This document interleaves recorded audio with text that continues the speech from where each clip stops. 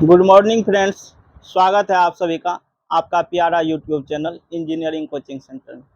आज हम लोग केमिस्ट्री पढ़ेंगे।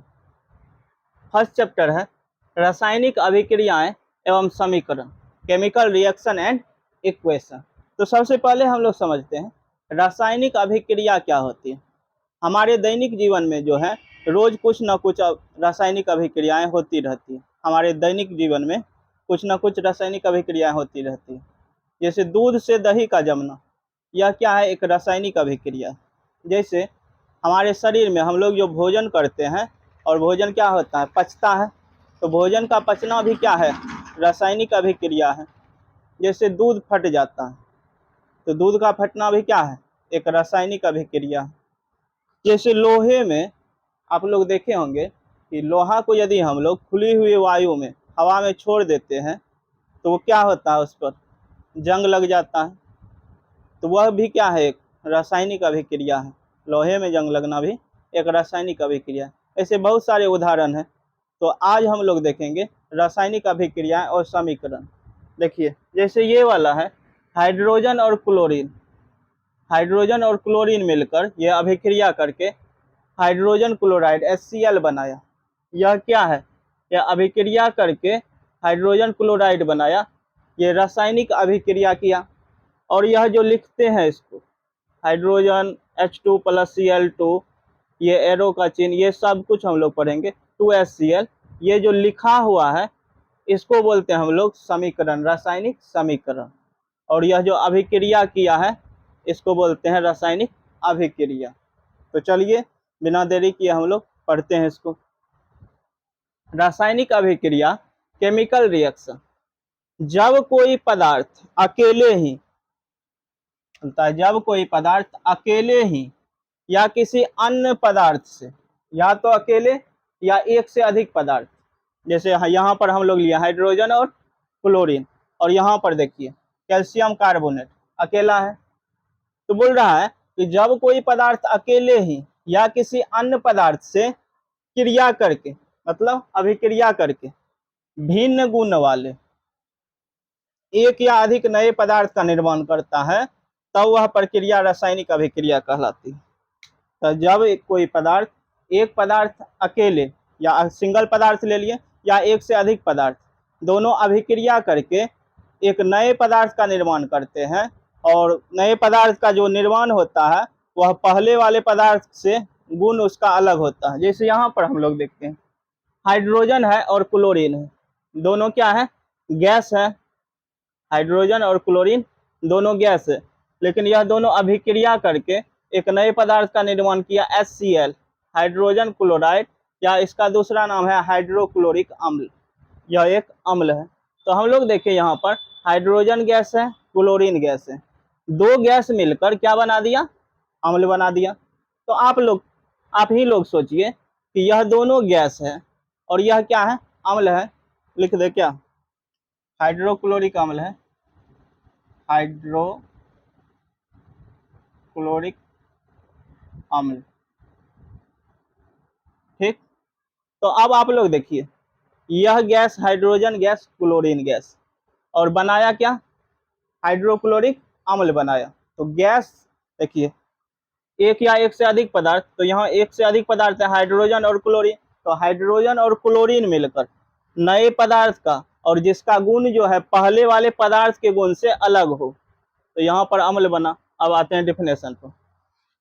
रासायनिक अभिक्रिया में क्या पढ़े हम लोग, जब कोई पदार्थ अकेले ही या किसी अन्य पदार्थ से क्रिया करके भिन्न गुण वाले, तो हम लोग देखें यहाँ पर यह दोनों गैस है और यहाँ पर क्या बना, अम्ल बना। तो भिन्न गुण वाले पदार्थ का निर्माण करता है, तब वह प्रक्रिया रासायनिक अभिक्रिया कहलाता है। तो फिर से एक बार हम लोग समझ लेते हैं रासायनिक अभिक्रिया, केमिकल रिएक्शन क्या है, जब कोई पदार्थ अकेले या एक से अधिक पदार्थ के अभिक्रिया करके, एक या एक से अधिक पदार्थ अभिक्रिया करके एक नए भिन्न गुण वाले पदार्थ का निर्माण करते हैं, तो उसी को हम लोग रासायनिक अभिक्रिया करते हैं। उम्मीद है आसानी से समझ में आ रहा होगा। बस आप लोग चैनल के साथ बने रहिए। अब देखते हैं हम लोग अब इस रासायनिक अभिक्रिया जो किया, तो देखिए एक एरो के बाएं तरफ है, एक एरो के दाहिने तरफ है। बाएं तरफ वाला को हम लोग अभिकारक बोलते हैं, जिसको इंग्लिश में बोलते हैं रिएक्टेंट, और दाहिने तरफ जो बनता है उसको प्रतिफल बोलते हैं। जैसे हम लोग गए मिल, आटा चक्की, तो उसमें गेहूं ले जाते हैं, तो आप देखिएगा कि गेहूं क्या करता है, उसमें डालने पर क्या बनता है, आटा बनता है पीसकर। तो देखिए अभिकारक क्या हो गया, गेहूं, और प्रतिफल हमें क्या मिला, आटा मिला। दूसरा उदाहरण से समझते हैं हम लोग पानी ले लिए, चीनी ले लिए, पानी और चीनी। अब देखिए अभी पानी और चीनी दोनों अलग है। पानी में हम लोग चीनी को मिला देते हैं, पानी में चीनी को मिला देते हैं, ठीक। तो यह क्या हो गया, पहले पानी चीनी था, ठीक, अब दोनों को मिला दिए तो क्या हो गया, यह विलयन हो गया। इसको सॉल्यूशन बोलते हैं, एक प्रकार का घोल हो गया। इसको पीने पर क्या होगा, मीठा लगेगा। तो पहले क्या था, एक ठोस में था, एक द्रव में था, और दोनों को घोल दिए तो क्या हो गया, अभी प्रेजेंट में क्या है, दोनों द्रव जैसा, द्रव हो गया, क्योंकि द्रव में चीनी, पानी में चीनी क्या हो गया, पूर्ण रूप से घुल गया, तो एक नए पदार्थ का निर्माण हुआ।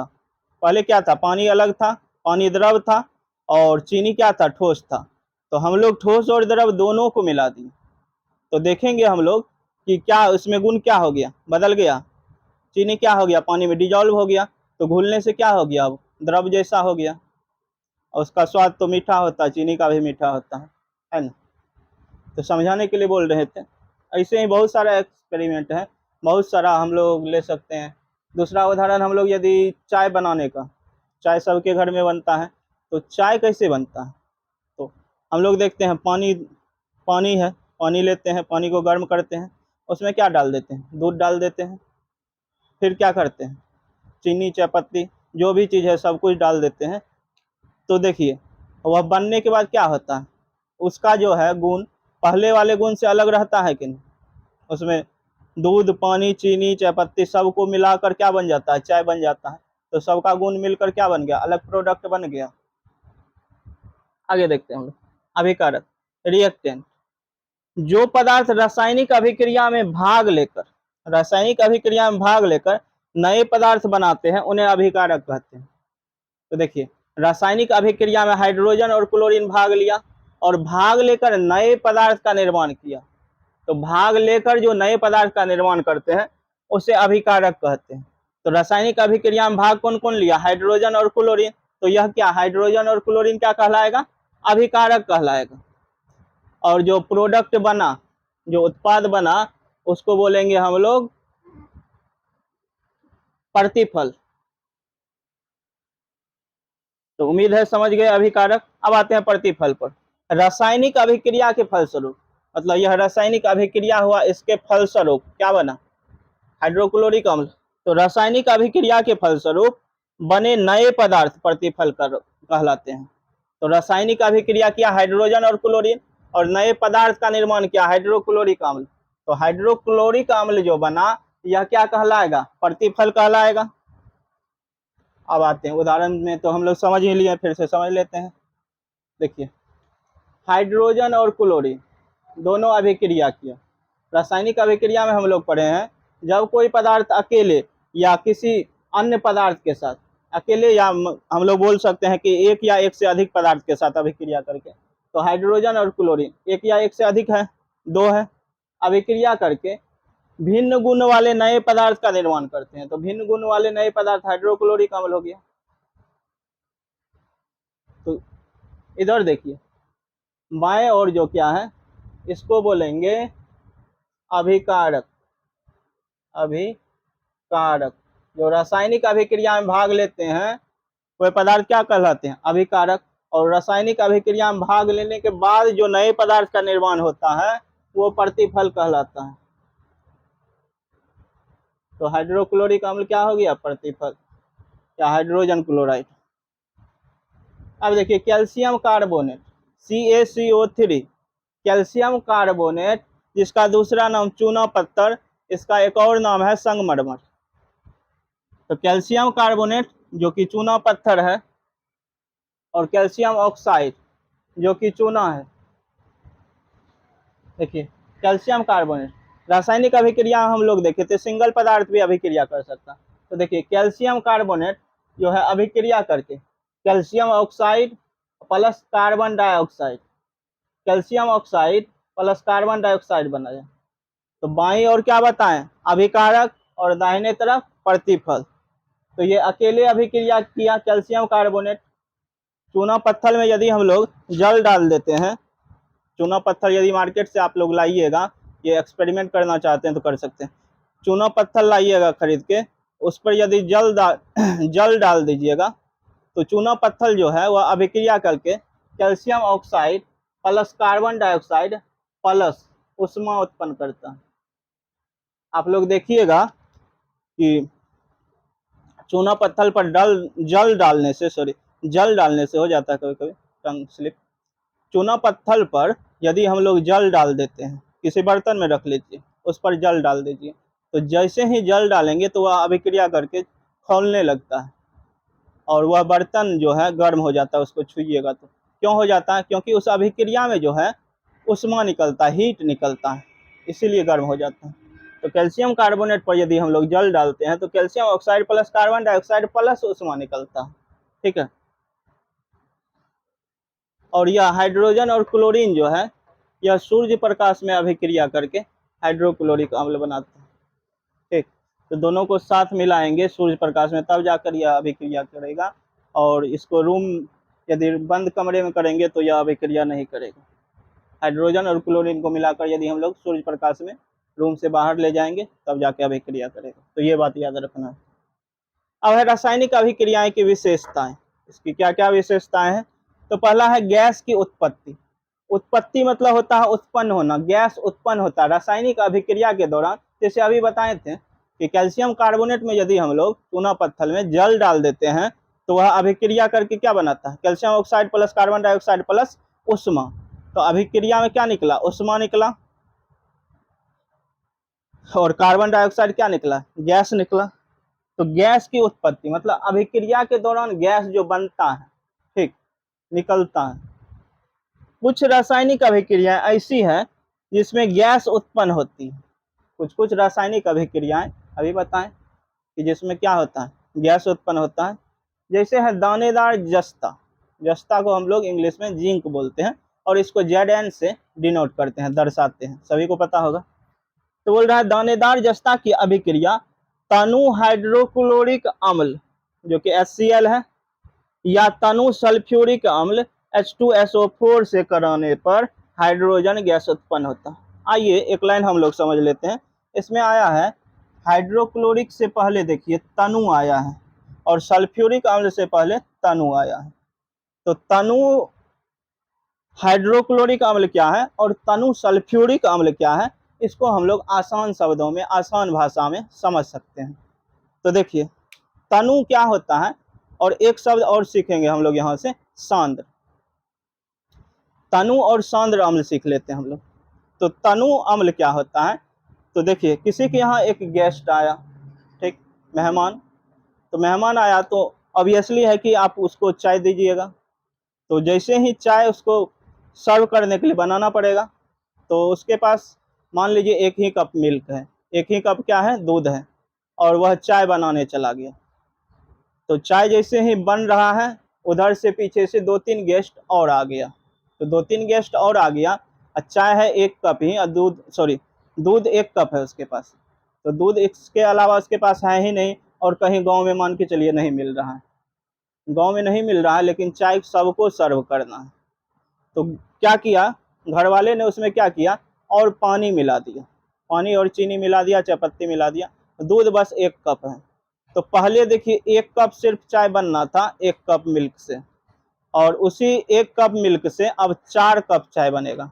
तो पहले जो दूध था वह कैसा था, चाय जो था वह गाढ़ा चाय बनेगा, क्योंकि दूध उसमें अच्छी मात्रा में था, क्वालिटी उसका क्या होगा, अच्छा होगा। उसी को 4 कप बनाया जाएगा, पानी ज़्यादा दिया जाएगा। तो पानी ज़्यादा डालने पर उसका सोल्युबिलिटी सांद्रता क्या हो जाएगा, घट जाएगी, पतला हो जाएगा, नहीं हो जाएगा, पतला हो जाएगा, सबको पता है। क्योंकि 1 कप मिल्क में 1 कप चाय बनना है और उसी मिल्क में 4 कप चाय बनेगा तो वह पतला हो जाएगा। तो यहाँ पर हम समझाना यह चाह रहे थे चाय के माध्यम से कि देखिए, सांद्र मतलब होता है गाढ़ा, गाढ़ा, और तनु मतलब होता है पान छुर छुर। चाय कैसा हो जाएगा, जैसे गेस्ट के लिए अब उतना पानी मिलाएंगे तो अभी असली है कि पान छुर छुर हो जाएगा, नहीं, पानी जैसा चाय का स्वाद हो जाएगा। तो वही है यहाँ पर तनु का मतलब क्या हो गया, वही चाय कि बहुत सारा गेस्ट आ गया तो पान छुर छुर, मतलब सिर्फ पानी जैसा ही। तो तनु मतलब है कि उस अम्ल में पानी मिला हुआ है। क्या मिला हुआ है, अम्ल में पानी मिला हुआ है।